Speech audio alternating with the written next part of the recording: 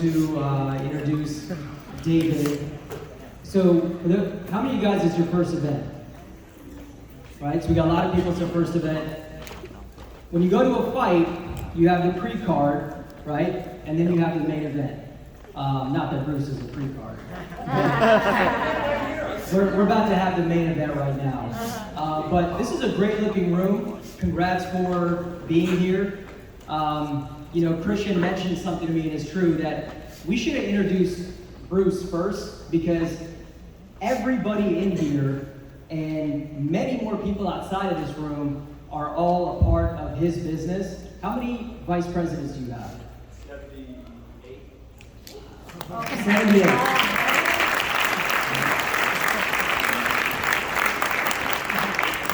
Imagine if you knew someone with 78 McDonald's, 78 State Farms, 78 locations of anything. And in financial services, this is more profitable than all of those other businesses. So, you deserve a better introduction than just coming up here and talking, making $150,000 a month. But congrats for being here. While I have the mic, I do want to say something, that we have an awesome achievement that's going on in the room right now. Under me, I'll be selfish and I'll take some time to talk about my team. Sheila Bustamante, just stand up really quick. In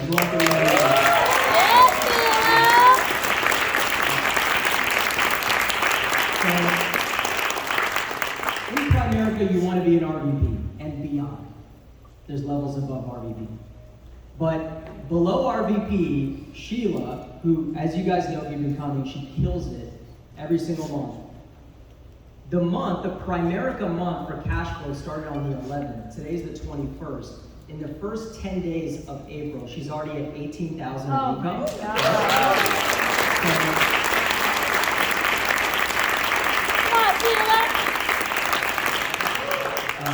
And I looked, right now she's number 2 in the nation in her category. In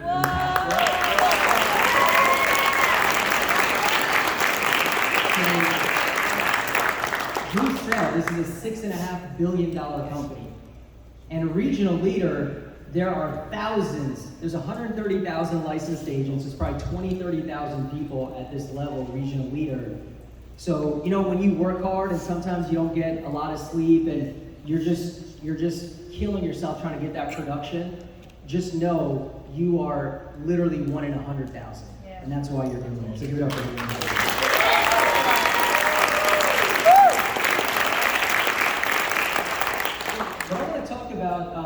David, he's been a friend of mine for a very long time. When I came into business at 22, I was telling him that his upline, the guy that trained him, my very first meeting, I came into a Saturday training and our RVP, I was just a brand new rep unlicensed, our RVP showed us a video. It was his upline. That was my very first meeting. And I've watched you grow and I've watched you kind of come up. I want to talk to you guys about his numbers. Because he looks like a kid, right? This guy has 480 licensed agents in his business. So for those of you guys who are new, you may not know 100% what we do, but I'll put it in terms that you may better understand. Imagine if you knew a real estate broker with 480 realtors. That many people passed the test. That many people got licensed in your organization. That many people, when they put their name on a sale, when they sell a house, or in our business, insurance and investments, you get paid off of 480 people. That doesn't happen in Primerica unless you have supreme leadership skills. In January, not 17 years ago, 2-3 months ago, he recruited over 100 people in his base shop. He has 5 vice presidents under him. He's a senior vice president.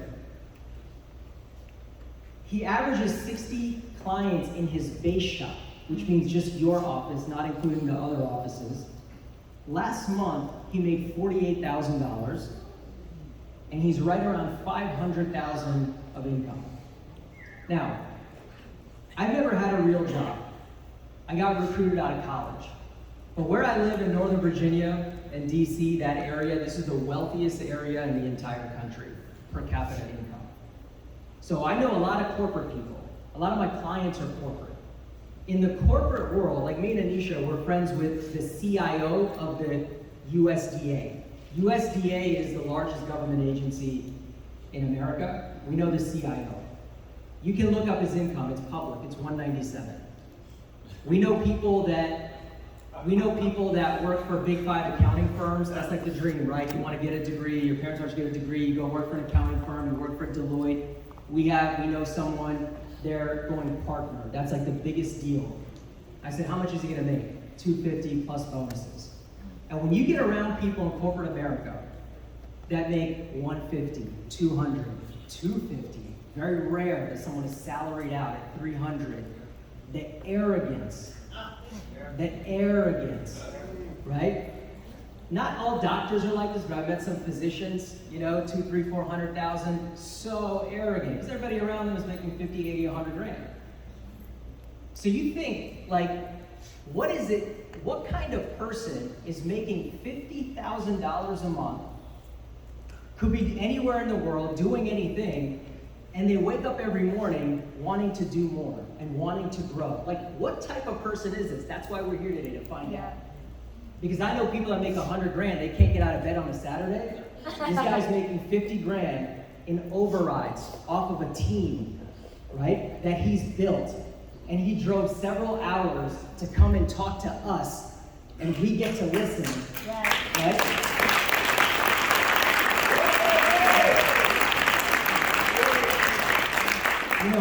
Sheila asked me a funny question the other day, and I was like, if she doesn't know, maybe other people don't know. You know what she asked me? She said, hey, how much do the speakers get paid to come do these talks? And some of you guys are laughing because you know, nothing. Absolutely nothing. They come just because they want to help us, right? We're pretty much competitors in a nice way, right? He's coming to teach us everything he knows, everything he's done, all the secrets for no money. That's how this company is, man. Our people are different. Our approach is different. Our ethics are different. Our attitude is different. But we know that it's a sacrifice for you to take time, you're leaving your own team, your own business, your own wife, your dog, which you were telling me you care so much about, to come here and teach us, and it's an honor to have you. Give it up for David Kennedy.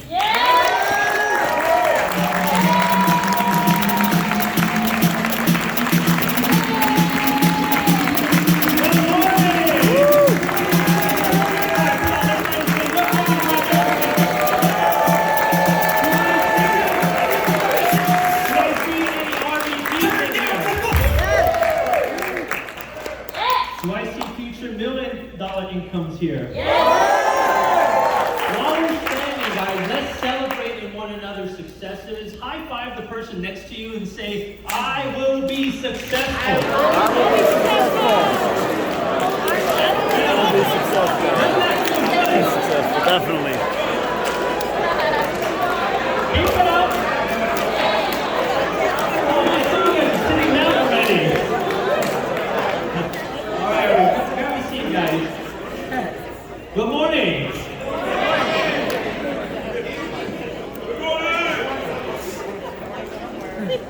Good morning, good afternoon, good evening, hello, I'll take anything. You guys doing okay? Yeah. What a phenomenal gathering we have of like-mindedness here. I'm gonna share my story, my full story tomorrow, but I've been with Primerica for 20 years now. 20 years. I was a 24-year-old kid when I joined. I went to UCLA and I graduated Pace University with an IT degree. I was the quintessential computer guy. In my culture, they said study hard, get good grades on SATs, right? Right? Not just because I'm Asian, right? No, like SATs, right? Get good grades on your SATs so you can go to good college. I went to a good college. I got a good education, I got good grades in college so that you can go and get a good job. I worked at a law firm for about 2 years before Primerica founded me. It was through a resume. That's as cold as it can get. And in the email, and I'm gonna actually show you tomorrow, it read, are you keeping your income options open? And I said, sure, who isn't? And I realized there's a lot of people that aren't. I came to this company and, I heard from Keith Otto, he says there's two types of people that start in this business, that make it in this business. One type of person is very smart and they can recognize opportunity. And I know a lot of you guys are thinking, yep, that's me. Me, on the other hand, the second type of person was me. You gotta be naive. You gotta be naive. You can't overthink this thing. And I was naive enough to buy into it. And I was thinking to myself, how damn lucky we all are. Well, I was. I mean, think about this. There are people that spend 10, 15, 20 years of their lives being naive to the wrong vehicle. That's why I feel blessed. That's why I feel so damn lucky. Because I was naive to buy into a company that turned out to be something incredible. A company that does right by people. Right? You guys feel that? Do you feel that? In the beginning, they always used to say, your why. A lot of the things I'm going to be talking about tonight and tomorrow is not the how-tos. And some of you guys are looking for the how-to. How do you do this? How do you talk to people? And what I realized in my years in Primerica, you're asking the wrong questions. It's not how to, it's why to. See, if you ask the question why and you figure out that why, you figure out the how. Would you guys agree with me on that? Yes. So, what I realized is when you figure that why out, a lot of the mechanics of the business you'll hear repetitively over and over. What I want to do for you guys is to give you some perspective. And it's amazing what perspective does. See, if you look at this water, it says Deer Park. If you stand to the side, it looks completely different. I can't read the label. And a lot of the opportunity works the same way. So if we can put up my slides, this slide, we've seen this slide, or I'm going to show you, that we've seen the slide 1,000 times over, and you've been in the business for any length of time. It's called the cash flow quadrant. But what I want to draw your attention to is this. We draw the line in the middle. We say employee and self-employed is side A, and being a business owner, investor is side B. And we say to people, which side would you want to be a part of? And people most of the time say B. Why though? Because as a business owner, look at the definition. It says income is generated from your business whether you work or not. There's so many hard-working people out there, but they're working hand to mouth. And I've got a lot of immigrants in my hierarchy, a lot of people that come to this country, and they know how to work hard. They got a tremendous work ethic. When I say hand to mouth, it's like that revolving door effect. Money that they make, they turn around and they go, what happened? I've been working 30 years. Where's all my money? And so what we want to teach in Primerica, the essence of it, is to be able to generate income whether you're there or not. To do whatever you want to do, whenever you want to do, with whomever you want to do with. Who's down with that game plan? Yes. Yes? Yes. Well, I'm going to help you understand money. Look at this. It says time and money is usually an issue in the absence of value. How many of you guys have heard that before? Yep. Case in point. Hey Dave, look, I'm sorry, how many people you invited that didn't show up tonight? Right? Some of you guys are still checking your phone, seeing if they're on their way, right? Dave, sorry, I'm so busy, I got so much going on, I couldn't make it. If I paid you $1,000, would you have made it? Oh, no, I wouldn't miss, I can't miss my so-and-so birthday party, friend's birthday party. If I paid you $10,000, would you? See, it says, I don't have time to make the bed. If I paid you 10 grand to make the bed, how quickly would you do it? I don't have the money to, and yet you have the money to attend sporting events, concerts, travel events. What happened to not having money? I was just talking about this before. There was this young lady I was field training. She goes, I can't afford the $50 for life insurance. Because I'm traveling to Dubai next week.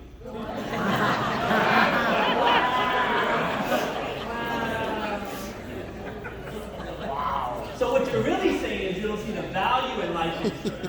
If you knew that you're going to die tomorrow and leave your child with nothing, would you have been able to come up with $50 and then some? Yeah. Keep going, keep going. Go, keep going. Yes, yes.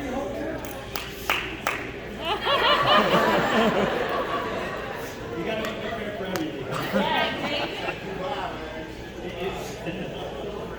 So let me just kind of go through this, okay? It says, if you see enough value, There we go. if you see enough value in something, you can justify to the ends of the earth why you should. But just the same, if you don't see value in something, you can justify why you cannot do it. Would you guys agree with me, right? Yes. If you want something bad enough, you can always create the justification. Always. Always. Well, I don't have a choice because I got work. No. You do have a choice. You actually do have a choice. You may get fired, but that's still a choice, right? Yes. That's still a choice. We as human beings, we have that ability. Now, it goes on, it says, the question we should ask is, what is our value system? If we, as a culture, continue to put more value in the instant gratifications of life, and not on the investments of oneself, how then do we expect to have more in life? I'll just pause, wait for that to sink in for a second. Think about our value system. Now, this was supposed to be a suspense, it wasn't supposed to pop up. But the question is this, what is the most precious commodity that we have? Time. It's time, look at that, time, right? It's time. That's the one thing that you cannot actually put a monetary amount to. Would you guys agree with that? Yes. Let me say this again. This is the one thing that you cannot put a monetary money to. Would you agree with that? Yes. And yet, your jobs are stealing your time for money. Wow. If time is the one thing, the one God-given thing that we have that we cannot replace, and you said for no dollar amount can I replace that, and yet you are every day. Investing versus spending. An act of devoting time, this is the definition of investing. An act of devoting time, effort, or energy to a particular undertaking with the expectation of a worthwhile result. And it says spending is to pay out, to disperse, expend, dispose of money, wealth, time, resources. What are we doing with our time? Are we spending our time or are we actually investing our time? Think about the things we do in a daily, in the course of your day. How much time do you spend doing things that will never give you anything back? Young people, you guys, social media, you gamers, some of you guys, think about how much time that you're spending. You get the joy for that moment, but then what? What do you get back in return? I want to tell you a quick story. My first job, I worked at the Gap at a mall. Actually, I wasn't even good enough for the Gap. It was Gap Kids, a big Gap. Okay? This is my first job. This is a true story. I'm going to date myself, but the minimum wage back then was $5.50. Who remembers when it was $5.50, right? That was the minimum wage, and that's what I got paid, $5.50 an hour. And I got a raise to $6.50, and I was so excited about it.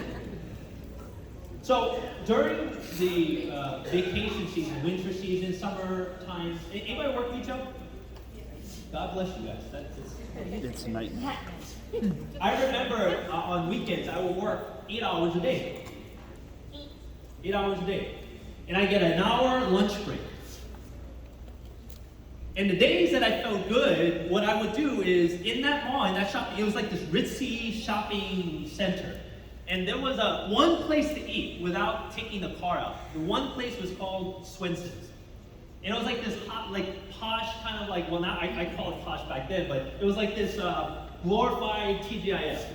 And I remember the only thing that I could really afford at the time was a grilled cheese sandwich and a Coke. It was like $8 for the grilled cheese sandwich.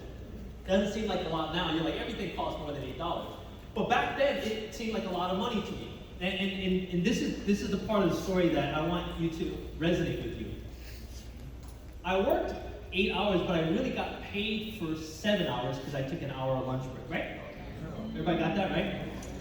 I worked 8 hours to get paid 7 hours worth of work, but then when I went to Swenson's for lunch and I spent $8 with the Coke $10, I actually worked 8 hours just to make 5 hours of work. Anybody like to eat out for lunch?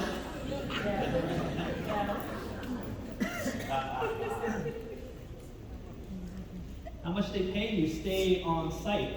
Don't. And I love this because every time I go through this, it'll make better sense. Okay, so watch this. If time was money, and money was time, how much time and money do we have? Let's just take, for example, the average typical family household person income is $50,000 a year. That means if you break it down, it's $4,166 a month, which means it's only $1,042 a week, which means $137 daily, which means $5.71 an hour. That's like working at the Gap Kids! So watch this, and remember, we said it's a trade-off. Time and money is a trade-off, right? So, for those of you guys, any Starbucks fans out there? Yeah.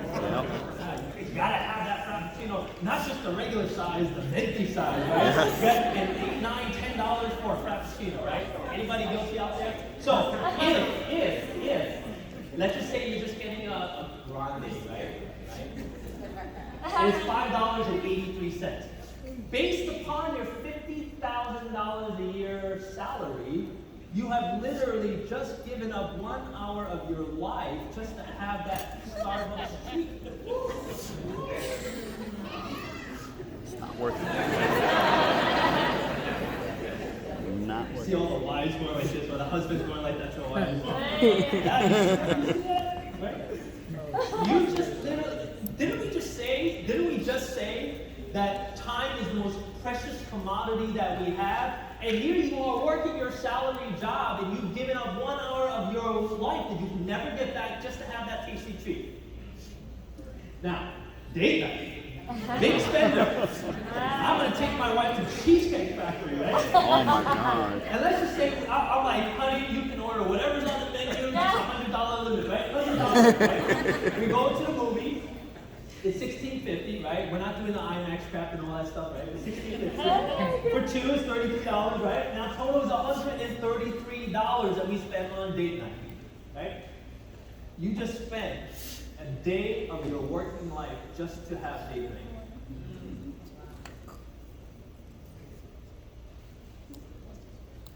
The husband's like, see, that's why we don't need to go out. This is the point. There's a point. Now, gentlemen, you gotta have your fix. You know, this is just a I love this, yeah. TV, right?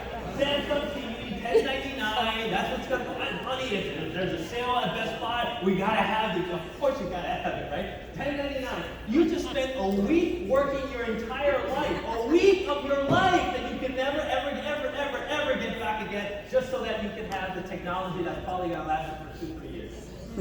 You're like, no, I've had my TV for 10 years. All right, whatever. But you get the point, right?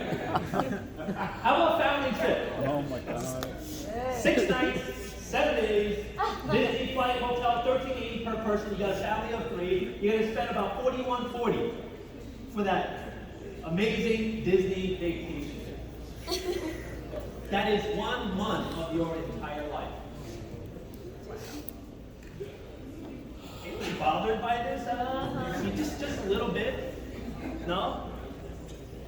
No? Oh, Yes. yes. Yes. Family trip, which you need a vacation from that vacation, right? But you're going to do it with your kids. But family trip is going to cost you a month of your life. So the question is, what are you doing with your time to get closer to your goals and dreams? And I say this because the important point that I want to bring up is, in a business like Primerica, we're talking about investment into your business that will pay you even though you are not having to work anymore. That's that's the big dream that we're all so into. In a job, you could work for 20, 30 years at your job. What do you have to show for it when you walk away from that job? Oh, I love my job. That's great. I'm glad you do. But how about having a side business? Time will pass regardless of what we are doing with it. It's just going to move on by. We can create more time by recruiting. That's the essence of it. See, Primerica, yes, you can make a lot of good part-time income, but for those of you guys that aren't recruiting, you're missing it. You're missing it. I thank God for the limitations of the lack that I had coming into the business. Why I say that is because when I came into the business, I didn't feel like I had a lot of credibility. I didn't know anything about money, finance. I wasn't good as a public speaker. I was in fact scared to death of speaking in public. I don't have a very outgoing personality either. But because of those limitations or lack of, that allowed me to seek other people that were better than me.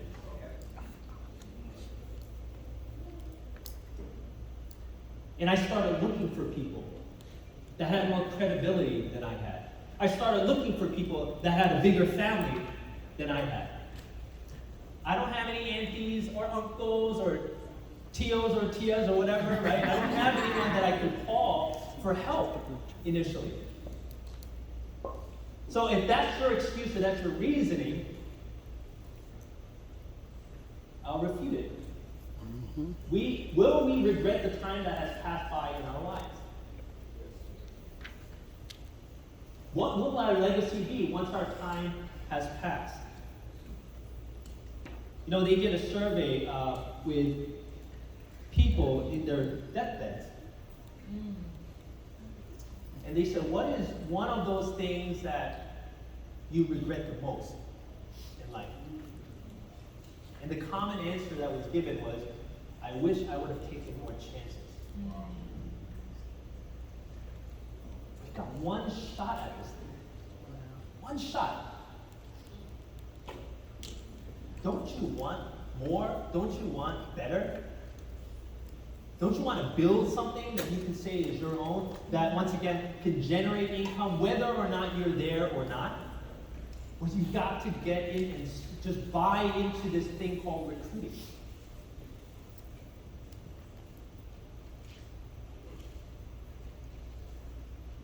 What do you think? Yes. Sir. Yeah. Yes, sir. Non-negotiable to build a business.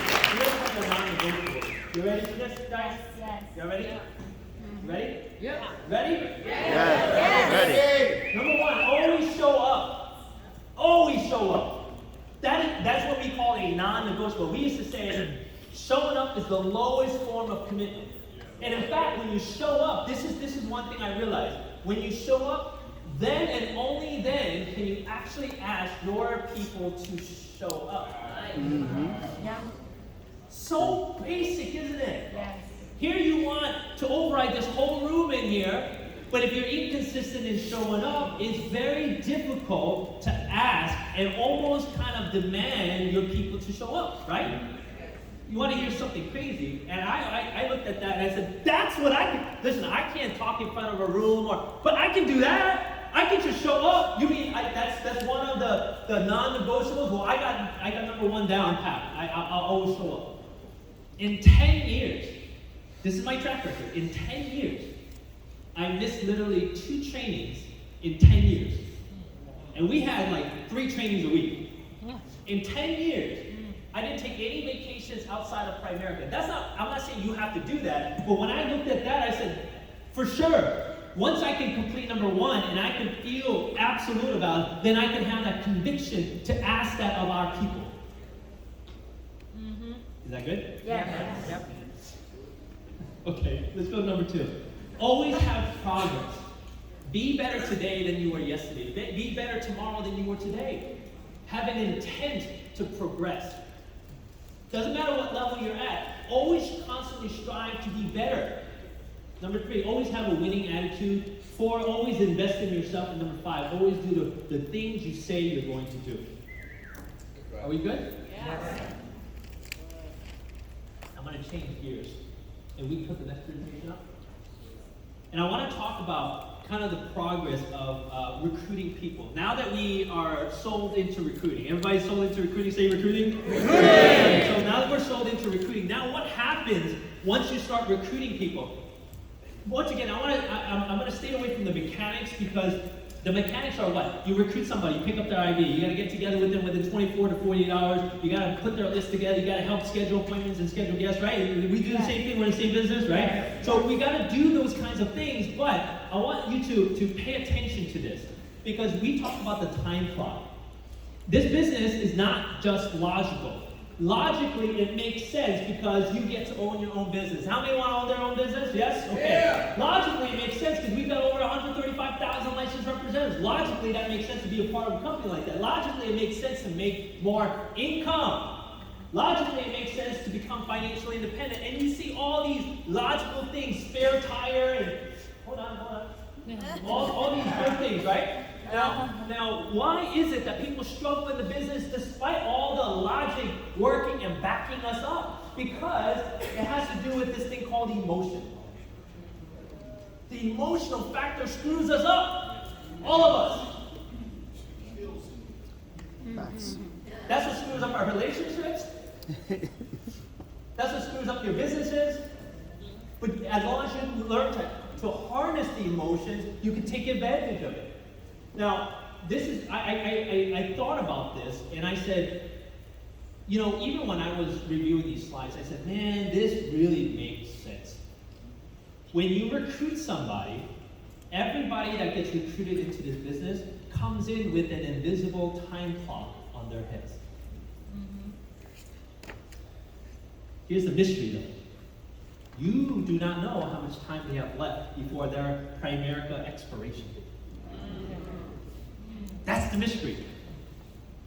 See, some people come in with a Primerica time clock with a lot of time on it. You know why? Because maybe they grew up in a household where they were encouraged. Maybe they came in from a household that they have a lot of self-confidence. So their time clock is maybe months, maybe even years. But then there are some people that come in with their Primerica time clock that they're like 1 or 2 days away from quitting.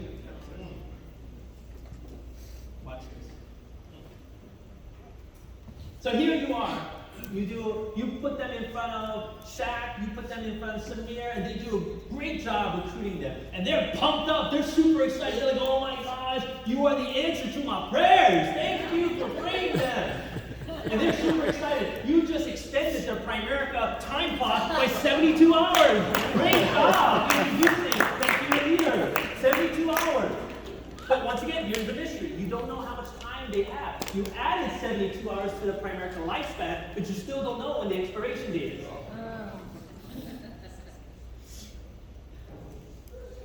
You recruited somebody for them, and they're super jacked up. But you waited too much time. I don't want to be pushy, I don't want to scare them off, I want to give them a little time. We're not dating here, right? This isn't like rules. You recruited them, you gotta get with them right away. But you leave them alone? They just lost 24 hours of their Primerica clock.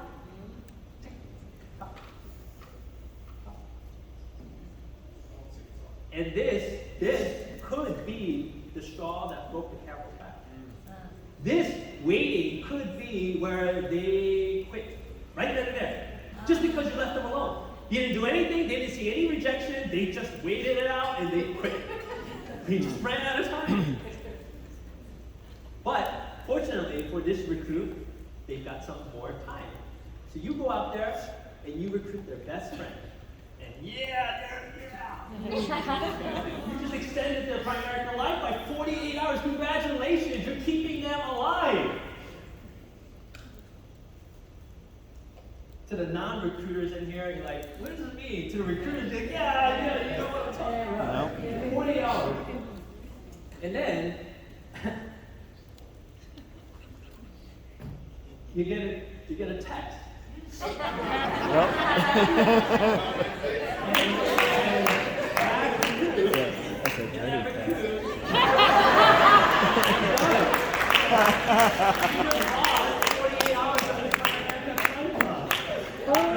Are you done? Is this new recruit done? Are you done? No. Are they done? Well, they're still chugging away. They still got time. They still got time left on their primary clock. Thank God. They're resilient. They're resilient. You call them up and you schedule that appointment with their uncle. Close a life out. You just extended the primary clock by 48 hours. Yeah! It's working.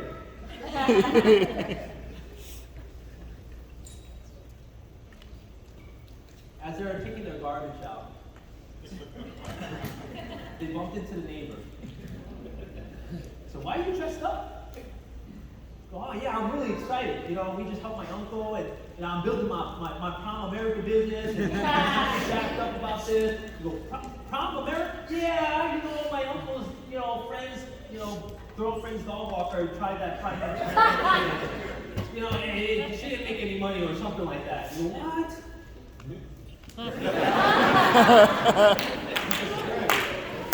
They're discouraged. Dave, how are we gonna go with this? Well, let's see where it goes. Lost 72 hours because they really were. I respect my neighbor. My neighbor's successful, and I trust what he has to say. And you bring them down to training, and this is kind of a half-hearted. All right, I think I'm a little bit more motivated. So you don't get a full 72 hours, but you get 15 and a half hours. Because, still feeling a little down, but enough motivation to keep them going a little bit longer. But remember that uncle we were talking about? Remember that uncle that you did a life policy for?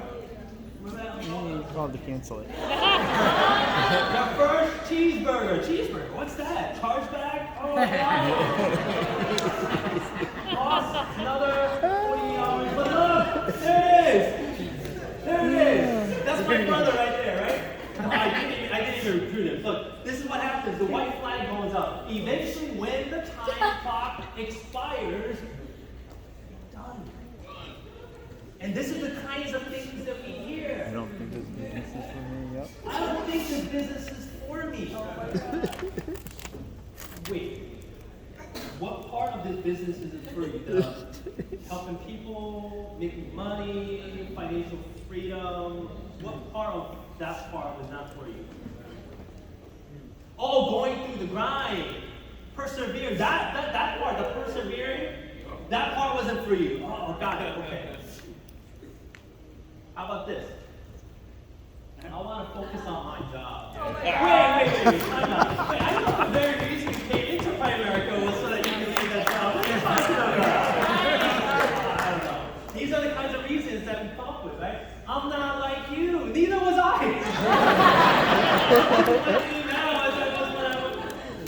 It's incredible the things that you hear, right? Yeah. I want to focus on school. Young people, keep maintaining that C+ average. Great job. You got it. Yeah, no, that's not nice. We know that that's not a real reason. Come on, guys. I want to spend more time with my family. Anybody? Oh my God. The reason you joined Primerica to build a business was so that you can build a vehicle that you get to enjoy your family on life's terms, not based on your job terms. That's why you joined Primerica. You lost sight of it. You see how the how-tos don't matter as much? It's the why-tos. Mm-hmm. You've got to make sure you have more deposits than withdrawals. That's the moral of the story. You've got to have more wins on your win column. And the only way that happens is you accidentally get lucky by doing a lot. No, that wasn't a misphrase there. You accidentally get lucky for doing a lot of activities. You talk to enough people, eventually somebody's going to be interested. Yeah. You know that the saying goes, even a broken clock is right 2 times a day. Even a blind squirrel finds its nut, right? You know, no? Okay.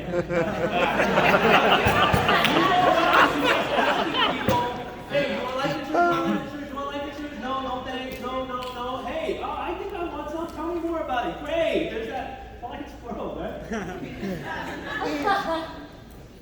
I need to change that joke next time. Alright, so Keith Otto has like 9 trillion something hours deposited. There's nothing. He is freaking bulletproof. There's no rejection, nothing that somebody's gonna say that's gonna talk him out and he's gonna throw up his white flag. It's not possible at this point. But some of us, once again, we are on our last leg. And we've got to make a commitment to the process. And this theory I have, commitment chases belief. A lot of us were trying to get our people to commit to more. When in fact, we should help our people to raise their belief level more so that they can commit more. Just let that sink in for a little bit. Belief is such a powerful, powerful concept. When you believe that you can do something, aren't you willing to run through walls? Mm-hmm. Couldn't you do a little bit more than what you've given? You know, there was this exercise, if you guys can just amuse me for a second, right? Stretch your hand up. Stretch it more. Stretch it a little bit more, a little bit more. What? Where did that come from? Wait, I just said stretch your hand. What? Why couldn't you stretch more than you did when I asked you to? Because I didn't ask you to. When you have a belief that you can do more, you can always do more. I truly believe that. But when you work on the belief part, once again, the commitment part is easy. See, why is it that when you're inviting someone to an event like this, and you're like, you need to commit, $30 ticket, you need to show up here Friday and Saturday. And they're like, well, you know, I got a lot going on. And all of a sudden, hey, you're getting promoted. You can, and all of a sudden they feel like they can do it. Hey, the guy that we just tried to recruit, we just recruited, and they're going to be at this school. Oh, I'm there. Where did that come from? Was there belief? How to extend your life. You ready for this? Don't miss major events. It is like Primerica suicide if you don't show up for major events. You can extend your Primerica life by months at a time by going to big events. Months. I was just showing you 72 hours. Months. That's like rocket fuel. Bruce talked about it. He said fast start school, right? Fast start is rocket fuel. Number 2, don't miss trainings. We talked about that, right? Number 3, plug into your uplines or mentors. You know what plugging in means? Communicating with them daily. We got guys on our team that I haven't spoken to in weeks. Where are you at? You know, just life. Read and listen to audios, and I'm a big proponent of that. I'm recommending to you guys, you gotta work on yourself, away from just Primerica. Yes. Reading books, listening to audios. Audible is probably one of the greatest creations out there. I believe in this so much that we even dedicate 2 hours in our hierarchy. All our RVPs pulled together, we actually read together on Friday mornings from 10 to 12. We read books. We tackle on books after books. We'll average maybe 6, 7, 8 books a year as a group. We committed that because we believe that you must improve. Produce results. It extends your Primerica life. And last 2, here goes. Use emotions to fuel you, as we talked about. And I'm going to talk about that at a later time. And lastly, you must overcompensate with productive activities when there is a setback. You know, how many of you guys have experienced chargebacks? Right? If you don't know what I'm talking about, don't worry about it. Okay? What do you do when you get a chargeback? You charge back. You got to go after it. You've got to jump right on it right away.